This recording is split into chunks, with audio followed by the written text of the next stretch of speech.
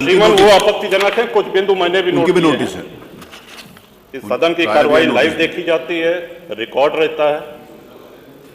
माननीय नवाब साहब हमारे बहुत अच्छे मित्र हैं, साथ में मंत्रिमंडल में भी रहे।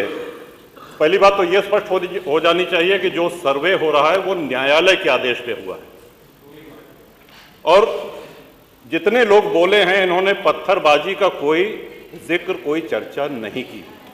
अब हम एक चीज तो ये भी जानना चाहेंगे कि क्या पत्थरबाजी करने से न्यायालय का आदेश बदल जाता है?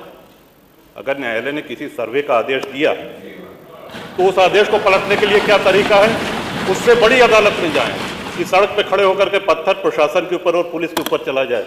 आज तक कभी प्रशासन का निर्णय, न्यायालय का निर्णय इससे बदला हो तो? दूसरा श्रीमान, पुलिस और प्रशासन के लोग जो घायल हुए हैं उनके प्रति किसी ने कोई पीड़ा, कोई चिंता व्यक्त नहीं करी। बहुत गंभीर मामला है ये। ठीक उसी तरह है जैसे बहराइच में 22 साल का एक नौजवान राम गोपाल मिश्र, 4 महीने पहले शादी हुई थी, उसकी हत्या कर दी गई। इतनी निर्मम हत्या करी गई, इतनी गोलियां शरीर में मारी गई, हाथ के नाखून भी निकाल लिए गए। अपराध क्या था कि उसने अपने धर्म का एक झंडा लगा दिया। श्रीमान, इसी चर्चा में एक बड़ा रोचक तथ्य सामने आया। माननीय नवाब साहब ने कहा कि कुंदरकी में लूट हुई है, लूट करके, वोट लूट करके ये विधायक बन गए हैं, वरना कुंदरकी में 65% मुसलमान हैं, 35% हिंदू हैं, तो रामवीर सिंह कैसे जीत जाता?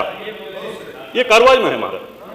तो मनोहर, एक सवाल हम ये भी करना चाहते हैं कि जिन विधानसभाओं में मुस्लिम मतदाता की संख्या हिंदू से कम है, क्या वो लूट करके विधायक बन के आते हैं? या क्या हिंदू बाहुल्य जो विधानसभाएं हैं वो मुसलमान को वोट नहीं देती? इस हिसाब से तो यही लगता है कि सबसे बड़ा आश्चर्य धरती का यही हो गया कि जब 65% मुस्लिम है तो हिंदू कैसे जीत गया?